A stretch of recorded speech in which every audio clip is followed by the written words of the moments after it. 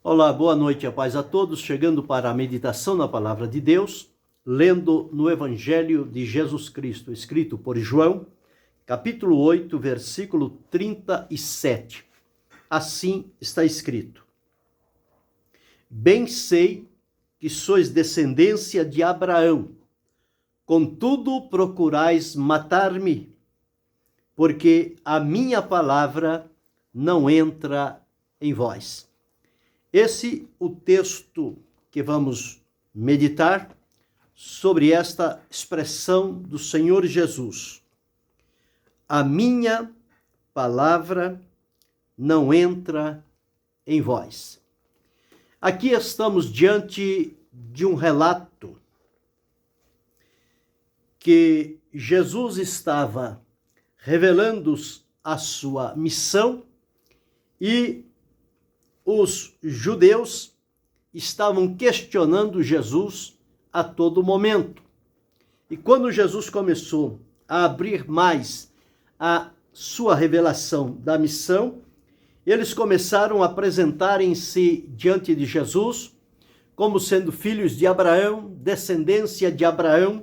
Logo diante de Jesus, eles começaram a evocar os antepassados, a quem a promessa de Deus primeiramente foi feita. Deus, quando chamou a Abraão, Deus fez-lhe promessas de que a sua descendência seria poderosa, seria grande na terra, e através dela cumprir-se-ia o plano e o propósito de Deus. Ele seria grandemente abençoado.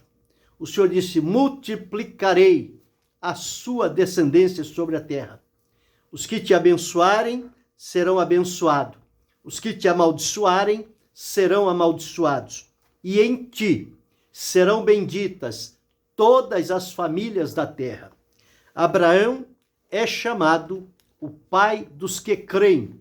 Foi aquele a quem Deus chamou, pediu que saísse da sua casa, da casa do seu pai, da sua parentela, e fosse para uma terra que havia de mostrar-lhe. E diz a palavra que Abraão creu em Deus e saiu sem saber para onde ia. Saiu na obediência. Deus cumpriu na vida de Abraão parte desta promessa que lhe havia feito, porque a promessa de Deus através de Abraão não se limitava somente a ele, mas também aqueles que viriam depois dele, frutos da sua descendência. Então, surgiu ao longo dos séculos este povo chamado descendência de Abraão, filhos de Abraão, que tinham Abraão como seu pai. Nos dias de Jesus, eles estavam vivendo na terra. E quando Jesus, que veio dos judeus, para os judeus, eles não o receberam. Eles não quiseram reconhecê-lo, porque ele esperava que o Messias viria numa outra dimensão. Mas quando Jesus veio, ele veio debaixo da humilhação. Um lugar insignificante, um nascimento natural, num lugar tão distante e humilde. E isto mexeu com a sensibilidade daquele povo, que eles tinham na mente que o Messias viria com toda a pompa, com todo o reinado, com todo o poder, para realmente impressionar. Quando Jesus vem de modo diferente, eles simplesmente o rejeitam. Mas não importa. Jesus disse: veio para os que eram seus, e os seus não o receberam. Mas a tantos quantos o receberam, Deus deu-lhes o poder de serem feitos filhos de Deus, aos que creem no seu nome, os quais não nasceram da carne, não nasceram da vontade do varão, não nasceram do sangue, mas nasceram de Deus e receberam esta filiação divina por crer no Senhor Jesus Cristo. Quando ele está referindo-se à sua missão, os judeus começaram a interrogá-lo e dizer a ele, então, muitas coisas. Primeiro, perguntando onde estava o pai de Jesus, dizendo de onde Jesus tinha vindo, para onde Jesus ia. Eram os questionamentos. Jesus revelando de maneira clara, abrindo para eles a oportunidade para crerem, e chegou em dado momento, o Senhor Jesus disse o seguinte: eu retiro-me e buscar-me-eis, e morrereis no vosso pecado. Para onde eu vou, vós não podeis vir. Diziam, pois,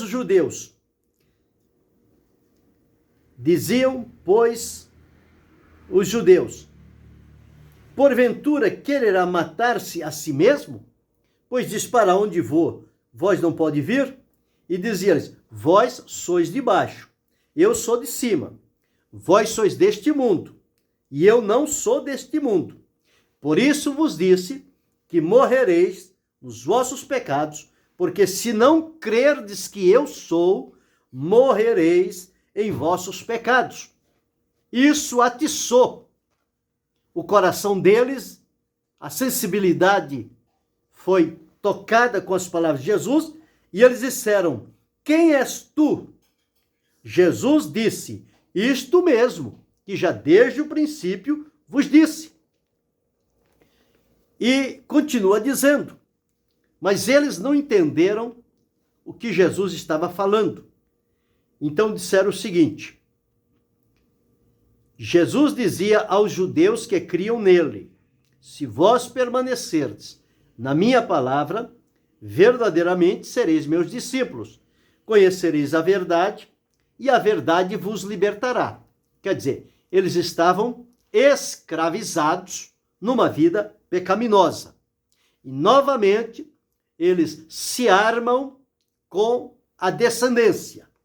E diz aqui no versículo 33, responderam-lhe, somos descendência de Abraão, e nunca servimos a ninguém. Como dizes tu, sereis livre? Jesus novamente afirma para eles, e diz o seguinte, respondeu-lhes Jesus, em verdade vos digo, que todo aquele que comete pecado é servo do pecado. Ora, o servo não fica para sempre em casa, o filho fica para sempre. Se, pois, o filho vos libertar, verdadeiramente sereis livres. Veja bem que as palavras de Jesus, procurando trazer aquele povo ao entendimento, para que eles se deixassem conduzir a Deus e desfrutar das bênçãos de Deus, incluindo as promessas que Deus havia feito a Abraão. Mas observe a conclusão que Jesus disse, bem sei que sois descendência de Abraão, contudo procurais matar-me, porque a minha palavra não entra em vós. Veja quantos milênios passaram de Abraão até chegar os dias de Jesus. Quantos séculos passaram até chegar ali? E nós observamos que eles traziam nominalmente de que eram descendência de Abraão. Mas o modo de viver, a conduta e a reação daquele povo não identificava nada com o que foi a vida de Abraão na presença de Deus. Eles estavam totalmente aversos a tudo o que Abraão deixou como exemplo de vida para a sua descendência. Deus disse, eu sei que Abraão há de ordenar a sua família depois dele. E foi exatamente o que ele fez, orientando a Isaac a Jacó e por aí vai.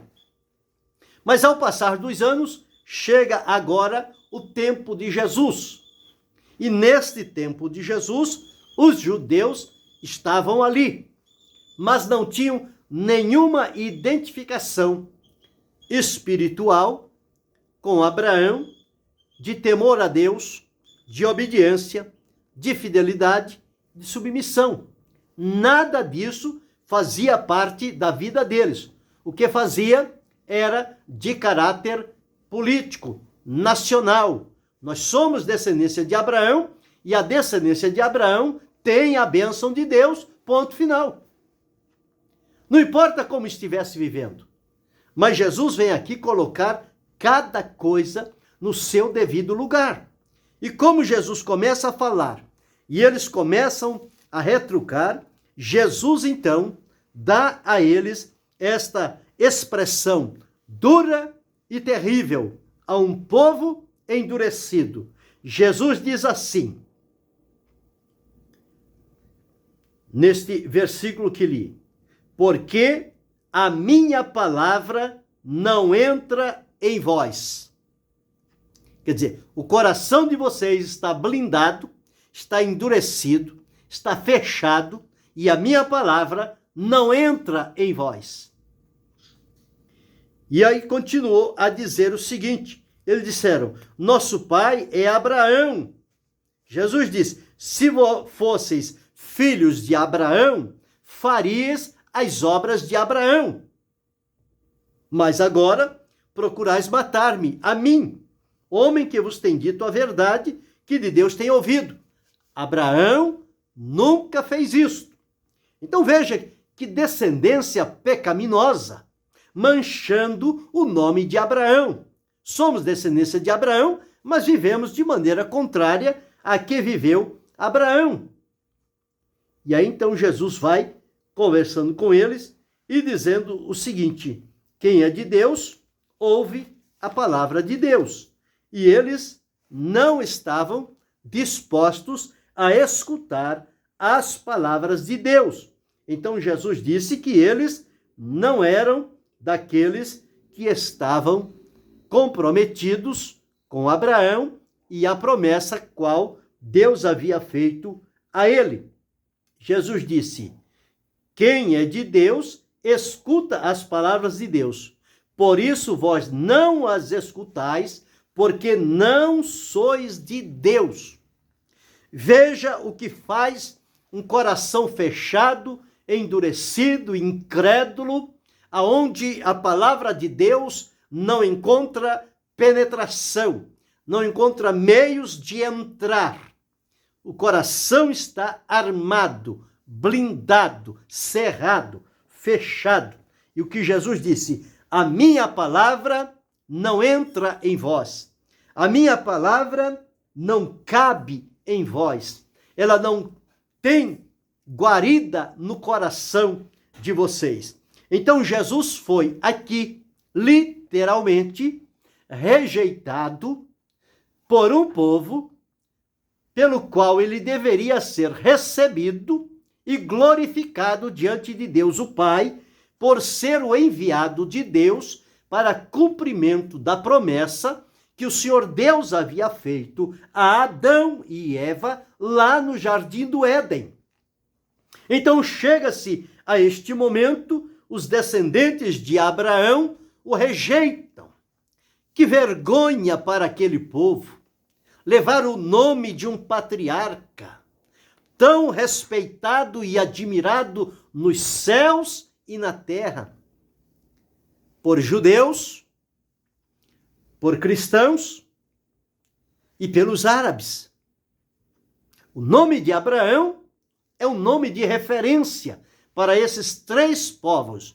No entanto, os descendentes naturais de judeus estavam agora vivendo contrariamente ao que viveu Abraão na presença do Senhor. E por isso, estes embates diante de Jesus, quando Jesus estava ensinando e eles procurando contradizer a Jesus.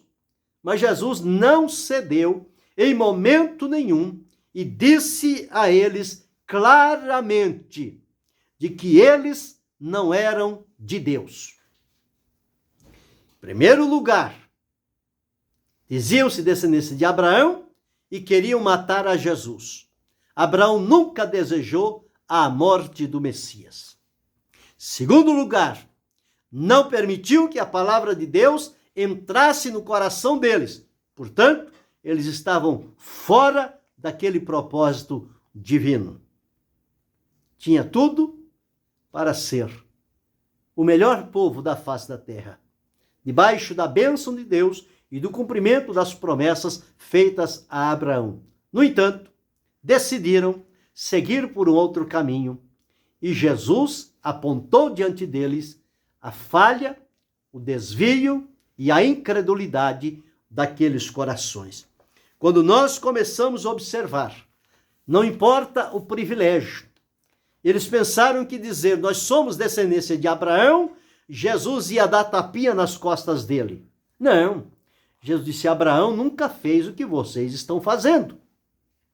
Então nós encontramos que não importa os privilégios, o que vale, o que interessa, o que importa na vida de cada um de nós é que lugar a palavra de Deus tem em nós.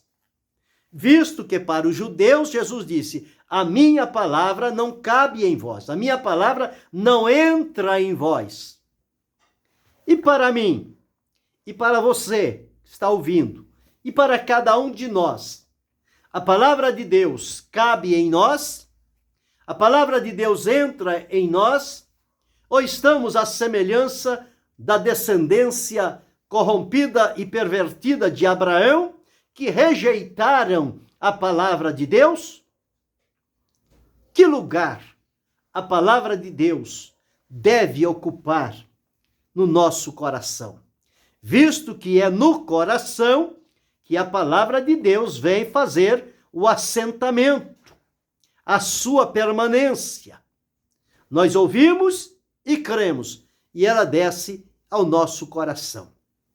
Então nós vamos observar, pelo menos aqui, 6 lugares que a palavra de Deus deve ocupar na nossa vida. Primeiro lugar, ela deve encontrar em nós, ela deve estar no lugar íntimo da nossa vida. E que lugar é esse? Pensamento, memória, consciência e as nossas afeições. É o lugar onde a palavra de Deus deve estar. O salmista disse, escondi a tua palavra no meu coração, para eu não pecar contra ti. Quando vamos a Colossenses 3,16, Paulo escrevendo, deixou assim dito, a palavra de Cristo habite em vós abundantemente. Quando Jeremias, no capítulo 15, 16, ele disse, achando-se as tuas palavras, logo as comi, e elas foram o gozo e a alegria do meu coração. Então, o lugar que a palavra de Deus deve ocupar em nosso coração, primeiro, um lugar íntimo, interior. Segundo, a palavra de Deus deve ter na nossa vida um lugar de honra. Nós devemos honrar.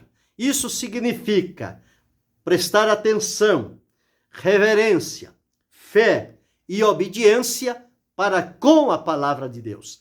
Crer no que diz a palavra de Deus. Este é o segundo lugar que a palavra de Deus deve ocupar no nosso coração, um lugar de honra.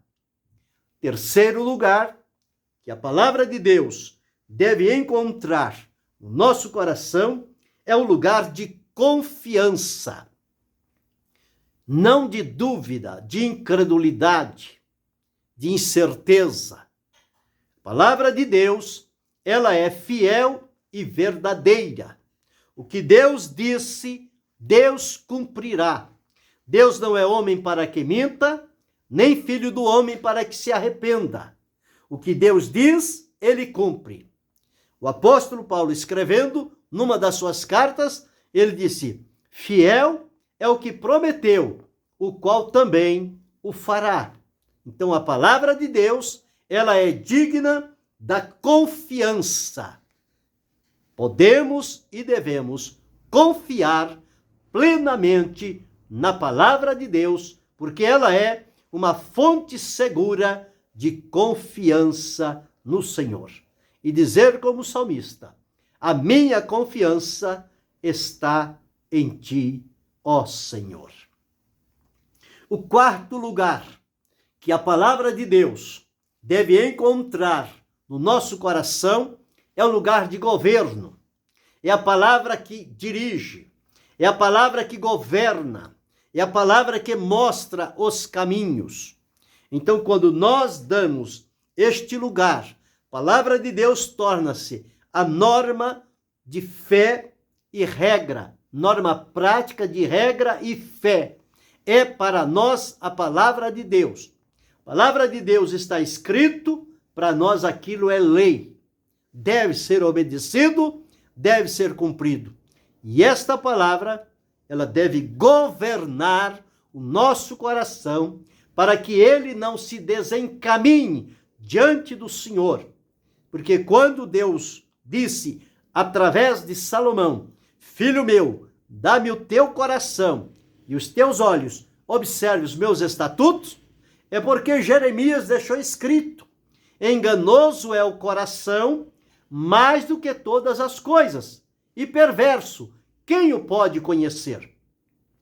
Por isso, ao colocar o coração nas mãos do Senhor, ele vai conduzir-nos na sua vontade, no seu propósito.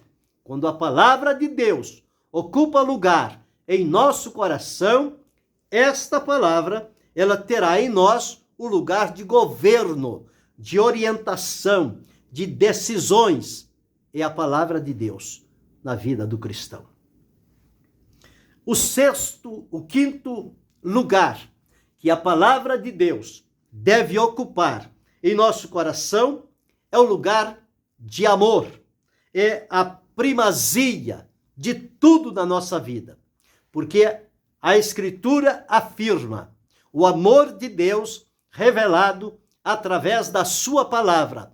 E este amor, quando a palavra de Deus é entronizada em nós, o Espírito Santo derrama em nosso coração este amor com o qual amamos a Deus, amamos a sua palavra e amamos ao nosso próximo.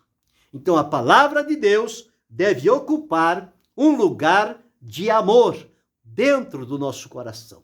O salmista disse, ó, quanto amo a tua lei, é a minha meditação em todo o dia. E o sexto lugar que a palavra de Deus deve encontrar em nosso coração é um lugar permanente e não temporário. Por um tempo temos a palavra, por outro tempo não a temos. Não. A palavra, quando vem, ela vem para ocupar no nosso coração um lugar permanente. Ao entrar, ela fixará ali a sua residência. Então, este lugar permanente vai nos ajudar a nos manter em temor, obediência, fidelidade e disponibilidade diante de Deus, para ouvir a sua voz através da sua palavra e dispostos a cumpri-la conforme ela nos orientar. Então, observem aqui 6 lugares em que a palavra deve ocupar o nosso coração. Primeiro lugar, íntimo. Segundo lugar, de honra. Terceiro lugar, de confiança. Quarto lugar, de governo.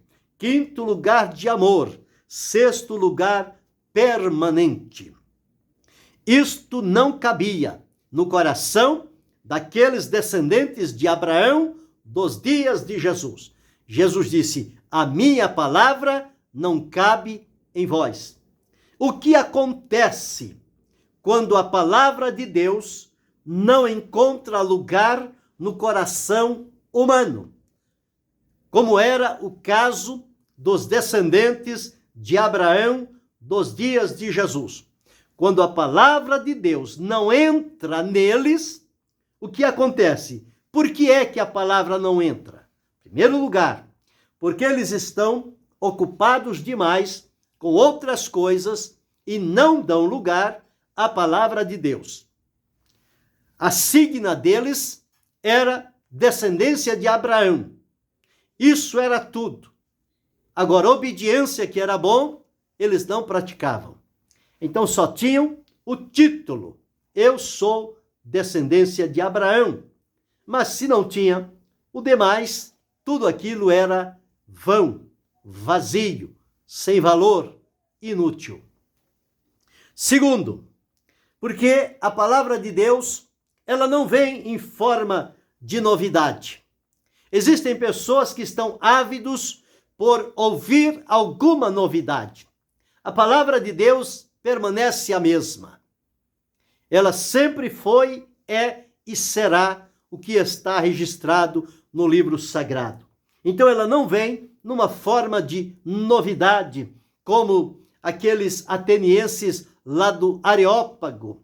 Que novidade é esta que Paulo está pregando? Paulo não estava pregando novidade. Paulo estava pregando Jesus Cristo, o crucificado. Terceiro lugar, qualquer outra coisa que ocupe o coração estará ocupando, evidentemente, o lugar que seria da palavra de Deus. E, portanto, ela não entra naquele coração. Em quarto lugar, as pessoas julgam-se corretos e perfeitos na sua vida e na sua conduta. E isto, então, faz com que eles se desencaminhem. Outro sim, eles julgam que a palavra de Deus, ela é muito santa. E eles, por serem pecadores, não estão à altura de que a palavra de Deus entre no coração deles. Mas isto é um ledo engano, porque a palavra de Deus vem justamente para estes que estiverem nesta condição. Outros a consideram a palavra de Deus como um alimento fraco para a mente humana. Eles estão procurando outras coisas das ciências, dos astrólogos, enfim, tudo aquilo que para eles leva certo tempo e consideram a palavra de Deus como uma coisa rasa, mas a palavra de Deus está acima de todas as ciências e principalmente a ciência verdadeira fundamenta-se na palavra de Deus. Então eles julgam-se por isto. E sexto, que a verdadeira razão é porque eles estão apegados ao pecado. E isso demonstraram diante de Jesus. Eles o queriam matar. Quem tem no coração o desejo de morte, de cometer assassinato, certamente aquele coração não está disponível para a palavra de Deus. Foi isso que Jesus disse. Vocês querem matar-me. Por isso, a minha palavra não entra em vós. Era este o sentido em que eles estavam vivendo. Então, observe agora. Já vimos esta rejeição diante da palavra de Deus. Vimos o lugar que a palavra de Deus deve ocupar em nosso coração. E agora, qual é o resultado daqueles que rejeitam a palavra de Deus? Ou seja, a palavra dita, anunciada, pregada, não entra no coração, não cabe na vida das pessoas. Qual é o resultado que elas devem esperar por rejeitarem a palavra de Deus, por estarem com seus corações fechados, corrompidos e escurecidos? Qual é o resultado? Cada rejeição que se faz da palavra de Deus leva a pessoa a se envolver em pecados. Eles rejeitaram a promessa de Deus por Abraão e partiram para ameaçar Jesus de morte. Segundo, a palavra de Deus tem o tempo certo para tocar no coração.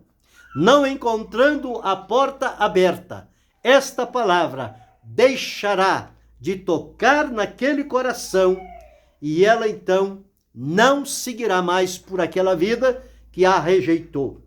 Terceiro, a pessoa pode ficar endurecida por repelir, por rejeitar, por não aceitar a palavra de Deus. Isto vai criando no coração humano o endurecimento para com a palavra de Deus. Quarto, uma vez que a pessoa não tem no seu coração lugar para a palavra de Deus, eles se tornarão críticos da palavra de Deus e começarão a criticá-la de todos os modos para justificar a sua incredulidade e dureza de coração. E quinto, que a palavra de Deus, o resultado é que esta palavra que foi anunciada, porém rejeitada, no último dia, esta palavra se levantará para julgar aqueles a quem ela foi dirigida e, portanto, não a receberam, a desprezaram. Então, a palavra de Deus, ela merece um lugar de honra na nossa vida. Então, veja que triste fim para os descendentes de Abraão por viverem da maneira como viveram diante da pessoa maravilhosa de Jesus Cristo, nosso Senhor e Salvador. Então nós observamos aqui, de acordo com esse texto, porque a minha palavra não cabe em vós, que isto foi uma expressão dura e terrível, e que a palavra de Deus deve ocupar lugar no nosso coração. Primeiro, lugar íntimo. Segundo, lugar de honra. Terceiro, lugar de confiança. Quarto, lugar de governo. Quinto, lugar de amor. Sexto, lugar permanente. E por que ela não cabe em alguns corações? Porque eles estão ocupados demais, primeiro. Segundo, eles estão buscando novidades. Terceiro, outra coisa está ocupando o coração. Quarto, eles julgam que a palavra de Deus está muito acima deles e, portanto, eles não têm condições. Quinto, julgam que a palavra de Deus é um alimento fraco para o cérebro, a mente humana. E sexto, é porque eles estão apegados ao pecado. Qual é o resultado na vida daqueles em quem a palavra de Deus não entra? Cada rejeição que eles fazem os leva ao pecado. A palavra deixará de tocar o coração deles. Terceiro, eles ficarão endurecidos. Quarto, se tornarão críticos. Quinto, a palavra de Deus vai julgá-los naquele dia. E para os que a recebem no coração, desfrutam de perdão, de paz, de salvação, de alegria, de comunhão com Deus, de certeza da vida eterna, e as promessas de Deus cumprem-se na vida daqueles aonde a palavra de Deus encontra lugar. Está aí para mim, para você, para cada um de nós, valorizarmos as palavras de Deus. E se alguém ainda não tem feito, aqui está o caminho certo e seguro para chegar-se a Jesus, arrependido e receber dele perdão e salvação. Jesus disse: porque a minha palavra não entra em vós. Que ela possa entrar no teu coração e transformá-lo para a glória de Deus. E que Deus continue abençoando-nos em Cristo Jesus, não só hoje, mas para todo sempre. Amém.